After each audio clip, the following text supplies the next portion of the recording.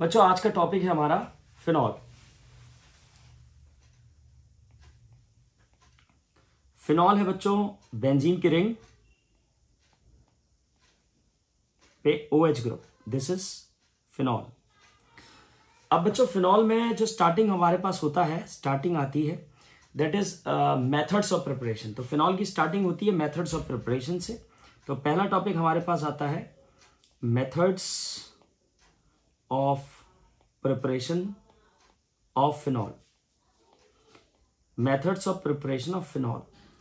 तो बच्चों देखते हैं कि फिनॉल को हम कैसे बना सकते हैं। तो methods of preparation of phenol में पहला मेथड हमारे पास आता है from chlorobenzene. From chlorobenzene, this is called डाउस process. डाउस process. बच्चों एक चीज क्लियर करना चाह रहा हूं मैं आपको, इससे पहले कि मैं इसको स्टार्ट करूं, कि हम पूरा फिनॉल टॉपिक को ट्रिपल स्टार कर रहे हैं बिकॉज फिनॉल टॉपिक को पढ़ने के बाद जो ये कंटेंट आप पढ़ रहे हो, जो वन शॉट वीडियो आप ये देखोगे, आपको एक भी सवाल एक्स्ट्रा करने की जरूरत नहीं पड़ेगी। एक लास्ट मुझे एसिडिक कैरेक्टर का माइनर सा क्वेश्चन कराना है, बाकी सारा कंटेंट, हर कंटेंट की एक एक लाइन से बच्चों क्वेश्चन बनता है फिनॉल में। तो ये जो कंटेंट है ये मैटर करता है। पूरा फिनॉल ट्रिपल स्टार है, तो पर्टिकुलर किसी रिएक्शन पे मैं ट्रिपल स्टार नहीं करूंगा। मैंने पूरा फिनॉल आपको बता दिया, हर लाइन से क्वेश्चन बना है। पहला क्लोरोबेंजीन, एनसीईआरटी क्वेश्चन है, how will you prepare phenol from chlorobenzene.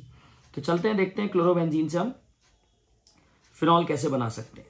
तो हमें क्या करना होगा, हमें सबसे पहले क्लोरोबेंजीन का रिएक्शन करना होगा NaOH डाइल्यूट से, डाइल्यूट NaOH से। यहां पे बच्चों हमें जो रिएक्शन करना होगा वो होगा लगभग 623 केल्विन और 300 एटमॉस्फेयर। NaCl निकल जाएगा और आपका फिनॉल बन जाएगा। लेकिन जैसे ही फिनॉल बनेगा, आपको पता है फिनॉल जो है NaOH से रिएक्ट कर जाएगा ONA बना लेगा।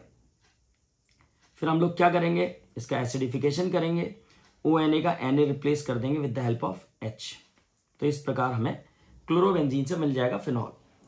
इंपॉर्टेंट है बच्चों, ट्रिपल स्टार कैटेगरी है। मैंने आपको बोला मैं ट्रिपल स्टार लगा नहीं रहा हूं बिकॉज हर एक मेथड इंपॉर्टेंट है। आपको सेकंड मेथड पे लेके चलता हूं, from benzene sulphonic acid. From benzene sulphonic acid, from benzene sulphonic acid. तो next is from benzene sulphonic acid. ये भी बच्चों ट्रिपल स्टार में जाता है। इसमें हम क्या करेंगे, हम सबसे पहले लेंगे बेंजीन। मैं थोड़ा सा एक स्टेप आपको आगे से ला रहा हूं, या कहे कि पीछे की तरफ से एक स्टेप पहले आपको बेंजीन सल्फोनिक पे लाऊंगा, फिर आगे जाएंगे। तो सबसे पहले मैंने बेंजीन ले लिया है। बेंजीन का रिएक्शन मैंने करना है कंसंट्रेटेड H2SO4 की मदद से। कंसंट्रेटेड H2SO4 से जब बेंजीन का मैं सल्फोनेशन करूंगा with the help of concentrated sulphuric acid, तो मुझे मिलेगा बेंजीन सल्फोनिक एसिड।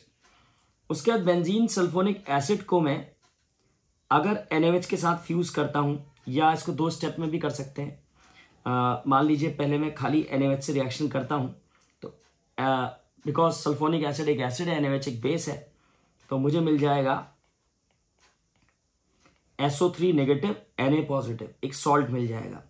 फिर मान लीजिए अब यहां पे मैं फ्यूज करता हूं। वैसे दो स्टेप ये कलेक्टिवली भी किए जा सकते हैं। मैं NaOH को NaOH के साथ फ्यूज कर देता हूं। तो NaOH के साथ फ्यूज करूंगा बच्चों, तो Na2, दो Na और SO3, Na2SO3 निकल जाएगा और फिनॉल बन जाएगा। अब फिनॉल बनने के बाद आपको पता ही है फिनॉल के साथ क्या समस्या आती है। फिनॉल NaOH से रिएक्ट कर जाता है, तो ONA सोडियम फिनॉक्साइड बना लेगा। फिर मैं एसिडिफिकेशन करूंगा, तो वापस ONA को मैं OH में कन्वर्ट कर दूंगा। तो ये भी बच्चों NCERT का क्वेश्चन है, इस पे भी आप ध्यान दोगे। अब मैं आपको थर्ड मेथड पे लेके चल रहा हूं। तीसरा मेथड आता है from benzene diazonium chloride. This is called benzene diazonium salt. From benzene diazonium chloride. अब बच्चों बेंजीन डायजोनियम क्लोराइड से हम कैसे बना सकते हैं उसे समझ लेते हैं। देखिए डायजोनियम सॉल्ट से हम कैसे बना सकते हैं। हमारे पास है बेंजीन डायजोनियम क्लोराइड, जिसके बारे में आपको शायद सबको पता होगा कि diazonium salt is stable at very low temperature for short period of time. तो जैसे ही मैं इसको पानी के साथ वार्म करता हूं, इसको पानी के साथ वार्म करता हूं, तो ये पानी के साथ डिकम्पोज हो जाता है, HCl कंबाइन कर जाएगा, N2 निकल जाएगा और अपने को फिनॉल मिल जाएगा। तो this is phenol plus HCl plus N2। तो this is the method for preparation of phenol using diazonium salt. इसके बाद बच्चों मैं आपको लेके चलूंगा मेथड 4 की तरफ, which is from cumene. Extra ordinary important, from cumene. बच्चों काफी पूछा जाता है from cumene, triple star category है, एनसीईआरटी क्वेश्चन है, how will you prepare phenol from cumene. ठीक है, तो देखते हैं फिनॉल कैसे बनता है क्यूमीन से। बच्चों क्यूमीन जो है इस तरह का कंपाउंड होता है, CH3 CH, फिर बेंजीन की रिंग, फिर CH3, इसे क्यूमीन कहते हैं। दिस इज आइसोप्रोपाइल बेंजीन या फिर 2-फिनाइल प्रोपेल। कॉमन नाम बच्चों क्यूमीन है। तो सबसे पहले क्यूमीन का ऑक्सीडेशन किया जा रहा है। क्यूमीन का जब ऑक्सीडेशन करते हैं तो क्यूमीन ऑक्सीडाइज होता है और क्यूमीन बना लेता है कंपाउंड जिसको हम लोग कहते हैं क्यूमीन हाइड्रोपरऑक्साइड। तो बीच में जो CH है वो ऑक्सीडाइज हो जाएगा आपका, वो बन जाएगा COOH, क्यूमीन हाइड्रोपरऑक्साइड। प्लस इसके बाद ये क्यूमीन हाइड्रोपरऑक्साइड, मैं इसका नाम लिख देता हूं, क्यूमीन हाइड्रोपरऑक्साइड, परऑक्साइड, मैं इसका नाम लिख देता हूं। इसका हाइड्रोलिसिस करता हूं बच्चों। इसके बाद जब मैं इसका हाइड्रोलिसिस करूंगा तो डिकम्पोज होगा। डिकम्पोज होके जो OH होता है बेंजीन के रिंग पर अटैच हो जाता है, बेंजीन के रिंग पे चला जाएगा OH और ये बन जाएगा आपका फिनॉल। और साथ ही साथ एक यूनिट हमें मिलेगा acetone, CH3CO CH3, this will be the side product. तो बच्चों ये 4 मेथड है मात्र और चारों से लगभग क्वेश्चन है। शायद बेंजीन डाइज़ोनियम क्लोराइड का क्वेश्चन नहीं है, बाकी तीनों का एनसीईआरटी क्वेश्चन है। ठीक है, इसके बाद मैं आपको लेके चलता हूं फिजिकल प्रॉपर्टीज की तरफ। तो नेक्स्ट टॉपिक है अपना फिजिकल प्रॉपर्टीज ऑफ फिनॉल। तो next topic is physical properties of phenol. तो चलते हैं फिनॉल की फिजिकल प्रॉपर्टीज को समझ लेते हैं। तो फिजिकल प्रॉपर्टीज ऑफ फिनॉल में बच्चों पहला प्रॉपर्टी जो मैं ले रहा हूं आप लोगों के लिए, दैट इज सॉल्युबिलिटी। देखो सॉल्युबिलिटी जो है, थोड़ा सा सॉल्युबिलिटी का केस बहुत फंसा हुआ है, बिकॉज सॉल्युबिलिटी अगर OH ग्रुप की बात करूं तो ड्यू टू OH ग्रुप इसको सॉल्युबल होना चाहिए, लेकिन because of the bulky phenyl group, जो बेंजीन की रिंग है वो बल्की ग्रुप है और वो हाइड्रोफोबिक होता है यानी वाटर रिपेलिंग। तो due to bulky phenyl group it offers a steric hindrance in the formation of stable hydrogen bond. तो यही कारण है कि phenol is sparingly soluble, almost insoluble की कैटेगरी में पहुंच गया, लेकिन स्प्रैंगली सॉल्युबल बोला जाता है इसको, sparingly soluble due to bulky phenyl group. इसका कारण क्या है? बल्की फिनाइल ग्रुप, जो बेंजीन की रिंग है वो इसका कारण है, due to bulky phenyl group. ठीक है, चलते हैं सेकेंड प्रॉपर्टी की तरफ। दैट इज, अगली प्रॉपर्टी जो मैं ले रहा हूं वो है बच्चों बॉइलिंग पॉइंट। बॉइलिंग पॉइंट, तो next property is boiling point. बच्चों बॉइलिंग पॉइंट में अक्सर फिनॉल का कंपैरिजन देखा गया है टॉलीन के साथ। मैं दिखाता हूं आपको, दिस इज फिनॉल वर्सेस टॉलीन। लगभग दोनों का मॉलिक्यूलर मास कंपेरेबल होता है। अगर फिनॉल और टॉलीन को कंपेयर किया जाए तो बॉइलिंग पॉइंट ज्यादा होता है फिनॉल का। इसका कारण बताया जाता है कि जो मॉलिक्यूल्स हैं फिनॉल के, जैसे मैं आपके सामने मॉलिक्यूल्स ऑफ फिनॉल बना रहा हूं, ये जो फिनॉल के मॉलिक्यूल्स हैं, जैसे एक मॉलिक्यूल फिनॉल का ये है और एक मॉलिक्यूल फिनॉल का मैंने ये बना लिया। इसको थोड़ा सा चेंज करते हैं बच्चों, एक सेकेंड, थोड़ा इरेज कर दूं इसको मैं।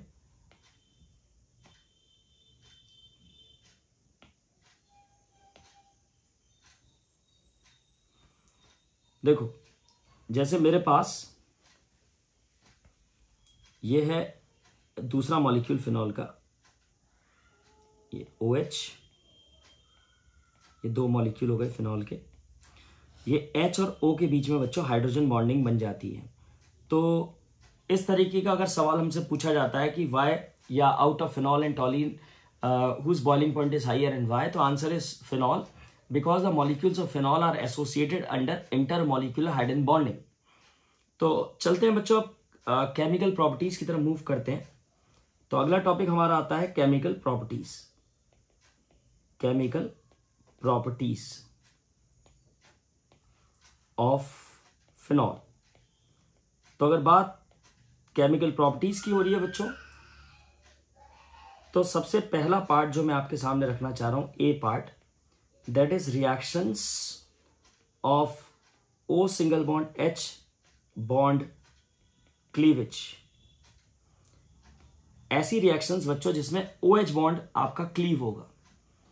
ठीक है, अब इसके अंदर चलते हैं। इसके अंदर पहली रिएक्शन ले लेते हैं। पहली रिएक्शन आती है एसिडिक नेचर। एसिडिक नेचर, अगर मैं आपको एसिडिक नेचर के बारे में बात करूं तो फिनॉल जो होता है वो होता है एसिडिक इन नेचर। तो हम आराम से फिनॉल का रिएक्शन Na से कर सकते हैं। मुझे लगता है आपको ट्रिक रिकॉल हो रही होगी बच्चों। OH containing compounds always react with Na or NaOH. In this reaction replace H atom of OH group by Na atom. और ज्यादा ट्रिक्स की जानकारी के लिए ट्रिक्स वाले वीडियो को बच्चों बार बार आपको देखना है।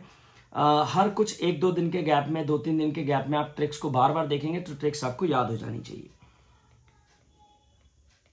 अब हम चलते हैं रिएक्शन की तरफ। तो H की जगह बच्चों Na आ जाएगा plus half of H2। This is called sodium phenoxide. यहां पे एक रिएक्शन और है बच्चों, और इवन ये एनसीईआरटी क्वेश्चन भी है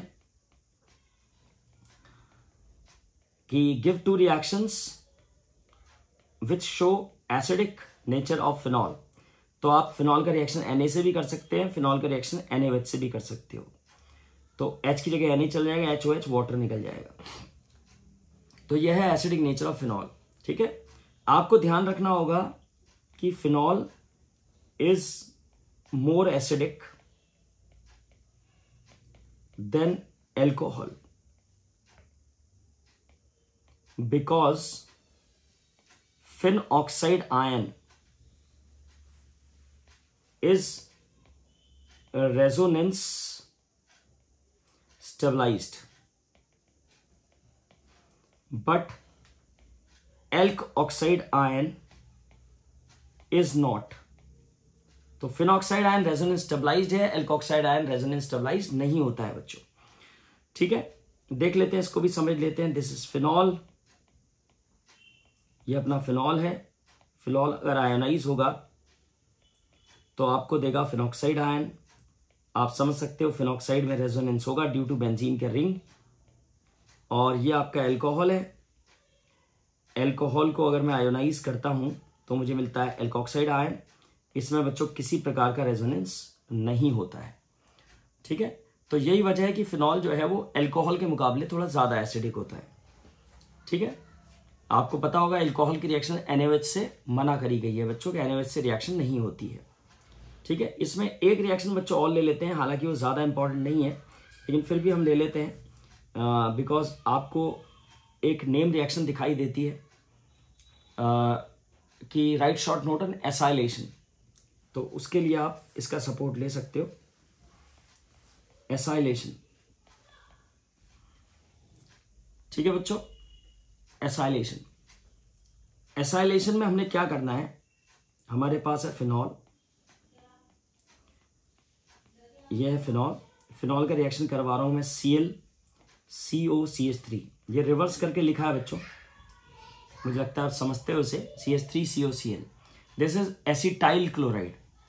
यहां पे बच्चों पायरिडीन का प्रेजेंस होता है। यहां से आपने H निकालना होगा, यहां से आपको Cl निकालना होगा, HCl निकल जाएगा और ये आपका आंसर आ जाएगा। बेंजीन का रिंग, फिर उस पर O, फिर C डबल बॉन्ड O, फिर CH3 जो कि एक ईस्टर है,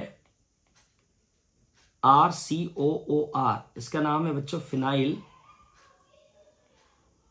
इथेनॉइट या फिनाइल एसीटेट भी आप इसको बोल सकते हो। अब बच्चों इसके बाद मैं चलता हूं आपको लेके बी पार्ट की तरफ। तो नेक्स्ट पार्ट ये चलते हैं बी पार्ट, केमिकल प्रॉपर्टीज का बी पार्ट। बच्चों केमिकल प्रॉपर्टीज का बी पार्ट आता है electrophilic substitution reactions. Electrophilic substitution reactions, जिसको हम लोग क्या बोलते हैं, रिंग रिएक्शंस। ठीक है बच्चों, यहां पे भी आपको बहुत सारे क्वेश्चंस देखने को मिलेंगे। पहला सवाल तो यही है कि जो OH ग्रुप होता है, OH ग्रुप फिनॉल में, वो एक तो ऑर्थो पैरा डायरेक्टर होता है और रिंग एक्टिवेटर होता है। ये आपको एक्सप्लेन करना है कि OH ग्रुप एक रिंग एक्टिवेटर है। तो देख लेते हैं इसको कैसे कर सकते हैं। इसमें हमें मदद लेना होगा बच्चों रेजोनेंस का। जैसे ये अपना फिनॉल है, फिनॉल में जो ऑक्सीजन होता है बच्चों उसके पास 2 लोन पेयर होते हैं। तो फिनॉल क्या करता है, अपना लोन पेयर बेंजीन की तरफ को रिलीज कर देता है ड्यू टू रेजोनेंस, और बेंजीन उसको डीलोकलाइज कर देता है ऑर्थो पोजीशन की तरफ। ऐसे में अपना यहां डबल बॉन्ड आ जाएगा, ये एक लोन पेयर मिसिंग है, यहाँ पॉजिटिव चार्ज आ जाएगा और आपके इलेक्ट्रॉन्स ऑर्थो पोजीशन पे चले जाएंगे।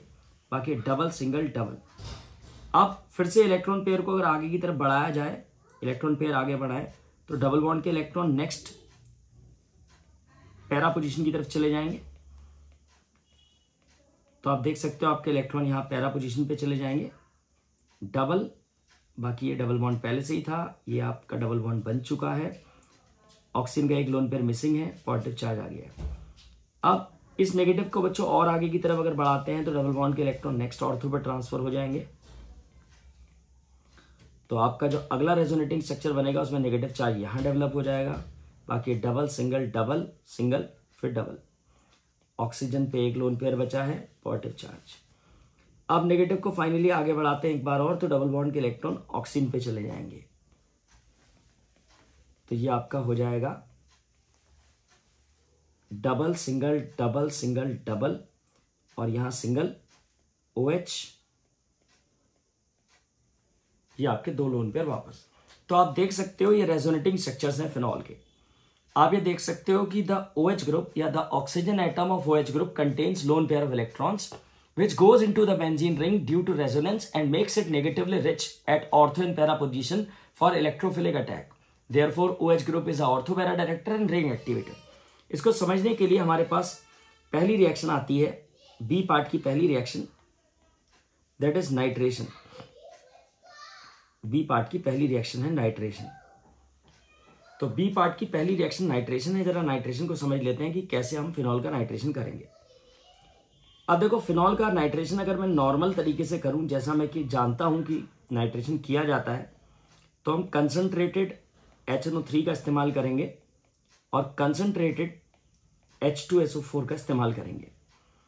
ऐसा करने से वैसे तो नॉर्मली ऑर्थो पैरा प्रोडक्ट आना चाहिए बिकॉज ऑर्थो पैरा डायरेक्टर है OH, लेकिन because OH group highly activate कर देता है तो NO2 ग्रुप जो है वो 3 पोजीशंस में एक साथ अटैक कर देता है। जो इलेक्ट्रोफाइल होता है NO2 पॉजिटिव वो ऑर्थो पैरा सारी पोजीशंस को कवर कर देता है, एक ही बार में अटैक कर देता है।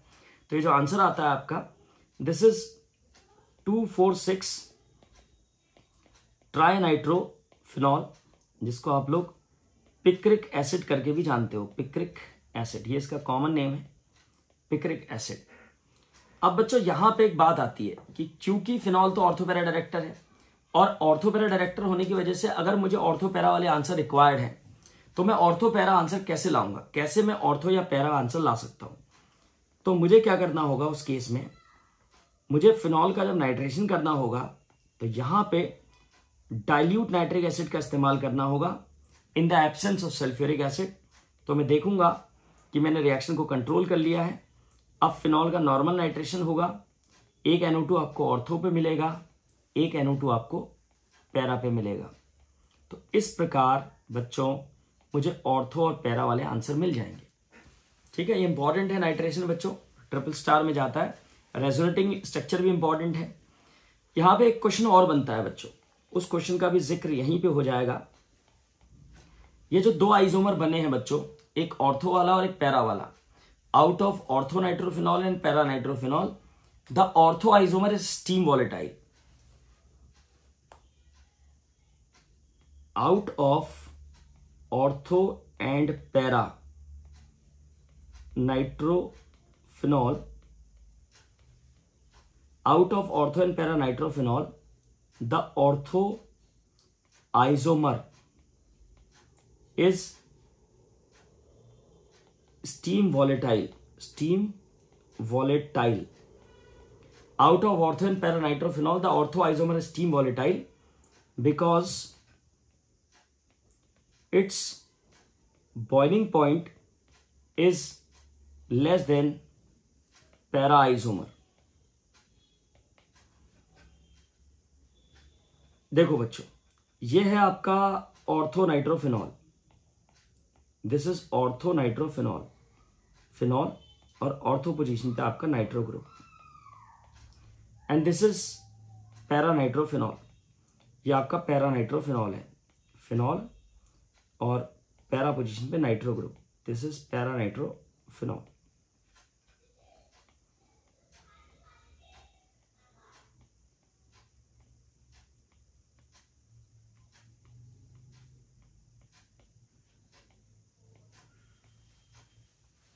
यह है पैरा नाइट्रोफिनॉल। अब आप देख सकते हो बच्चों कि ये जो ऑर्थो नाइट्रोफिनॉल है, इसमें ये जो H है और ये जो O है, इनके बीच में हाइड्रोजन बॉन्डिंग बन जाती है। इस हाइड्रोजन बॉन्डिंग को बोलते हैं इंट्रा मॉलिक्यूलर हाइड्रोजन बॉन्डिंग। ये एक ही मॉलिक्यूल के अंदर बनती है, और क्योंकि एक ही मॉलिक्यूल के अंदर बनती है तो इससे बच्चों आपका जो बॉइलिंग पॉइंट है वो इन्फ्लुएंस नहीं होता है, बिकॉज बॉइलिंग पॉइंट को चाहिए होता है, या बॉइलिंग पॉइंट को इन्फ्लुएंस करने के लिए आपको डिफरेंट मॉलिक्यूल्स के बीच में अट्रैक्शन को ब्रेक डाउन करना होता है। तो डिफरेंट मॉलिक्यूल या इंटरमॉलिक्यूलर अट्रैक्शन जो है जब बढ़ता है तो बॉइलिंग पॉइंट बढ़ता है। अब यहाँ पे जब आप पैरा वाले को देखते हो तो पैरा वाले में ये जो H है और ये जो O है दूसरे मॉलिक्यूल का, और पहले मॉलिक्यूल का O दूसरे का H, इनके बीच में इंटर मॉलिक्यूलर हाइड्रोजन बॉन्डिंग बन जाती है, इंटर मॉलिक्यूलर हाइड्रोजन बॉन्डिंग, जिसकी वजह से बॉइलिंग पॉइंट बढ़ जाता है। तो बॉइलिंग पॉइंट ज्यादा किसका है? पैरा वाले का। कम किसका है? ऑर्थो वाले का। तो स्टीम वॉलेटाइल कौन हुआ? ऑर्थो वाला। ऑर्थो वाला स्टीम के साथ वेपर बना लेता है। तो ये बच्चों इस प्रकार हमारा नाइट्रेशन कंप्लीट हो जाता है। अब हम चलते हैं सेकेंड प्रॉपर्टी की तरफ, दैट इज कॉल्ड ब्रोमिनेशन। तो अगली प्रॉपर्टी जो हम ले रहे हैं बच्चों उसका नाम है ब्रोमिनेशन। अब जरा ब्रोमिनेशन को हम समझने की कोशिश करेंगे कि क्या चल रहा है ब्रोमिनेशन में। अब बच्चों ब्रोमिनेशन में मैं आपको बताऊं कि मेरे पास है फिनॉल और मैं फिनॉल का ब्रोमिनेशन कर रहा हूं। अगर मैं फिनॉल का ब्रोमिनेशन करता हूं ब्रोमीन वाटर Br2 एक्वस की मदद से, तो आप देखोगे कि आपका जो ब्रोमीन है वो सारे ऑर्थोपैरा पोजीशंस पे अटैक कर लेगा। जो इलेक्ट्रोफाइल होगा तीनों पोजीशंस पे जुड़ जाएगा। This is 2,4,6 try bromophenol. ये 2,4,6 ट्राई ब्रोमोफिनॉल है जो कि एक वाइट पीपीटी होता है बच्चों, वाइट पीपीटी। कैसा पीपीटी है? White PPT. ठीक है, तो ये बच्चों ब्रोमिनेशन की ये जो रिएक्शन है ना, ये टेस्ट की तरह भी काम कर रही है बच्चों रिएक्शन। ये दरअसल टेस्ट है किसका? ये टेस्ट है बच्चों किसका? ये टेस्ट है आपका फिनॉल का। फिनॉल वर्सेस एल्कोहल या फिनॉल वर्सेस अदर। ये रिएक्शन फिनॉल दिखा रहा है, वाइट पीपीटी बना रहा है।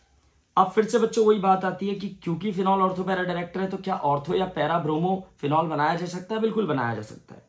उसके लिए आपको एक काम करना होगा, आपको लेना होगा फिनॉल और फिनॉल का ब्रोमिनेशन करना होगा Br2 in presence of carbon disulphide और कार्बन टेट्राक्लोराइड। मीडियम को नॉन एक्वस करना होगा। अब Br आपका एक बार ऑर्थो पोजीशन पे जुड़ेगा, एक बार पैरा पोजीशन पे जुड़ेगा।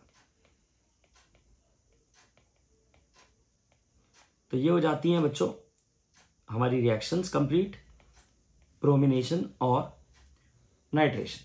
बाकी बच्चों फ्रिडल क्राफ्ट रिएक्शंस फिनॉल नहीं दिखाता है। उसका कारण आप, मुझे लगता है कि आपको पता होगा, या नहीं पता है तो मैं बता दूं आपको कि फिनॉल जो है अपना लोन पेयर कोऑर्डिनेट कर देता है कैटलिस्ट AlCl3 को। इससे फिनॉल का जो ऑक्सीजन है उस पर पॉजिटिव चार्ज आ जाता है और बेंजीन की रिंग डीएक्टिवेट हो जाती है। फिर प्रोडक्ट फॉर्मेशन बहुत पुअर अमाउंट में होता है, इसलिए फिनॉल के लिए रिकमेंडेड नहीं होती है फ्रिडल क्राफ्ट रिएक्शंस। अब बच्चों समय आ गया हम सी पार्ट की तरफ चलें, नया part C part. C part है सम मोर रिएक्शंस। सम मोर बच्चों सी पार्ट का पहला रिएक्शन आता है कोलबेज रिएक्शन।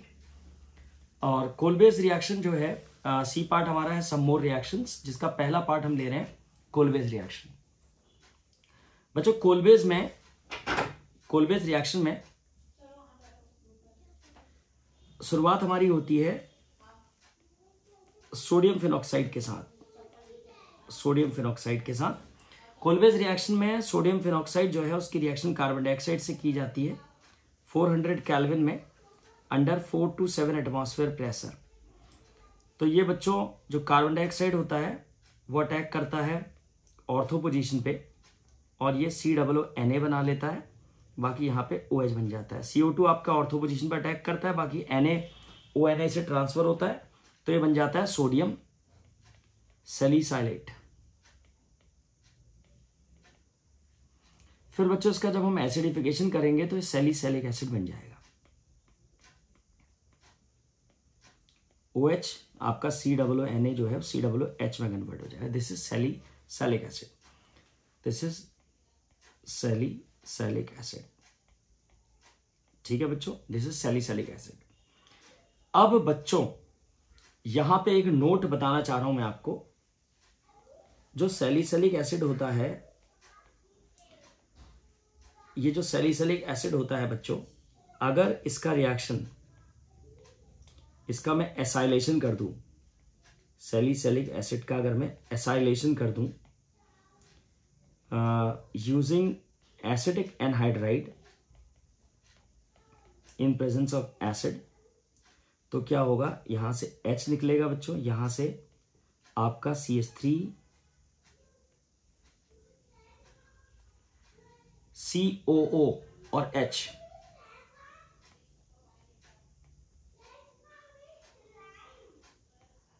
ये O के साथ जुड़ जाएगा बच्चों COCH3 और ऑर्थो पोजीशन में आपका ऑलरेडी COOH है, बाकी एसिडिक एसिड आपका निकल जाएगा साइड प्रोडक्ट। तो this is called ortho acetoxy benzoic acid. This is commonly known as aspirin. क्या कहते हैं बच्चों इसको? एस्प्रिन। एस्प्रिन एक एनाल्जेसिक होता है, analgesic is the pain killer.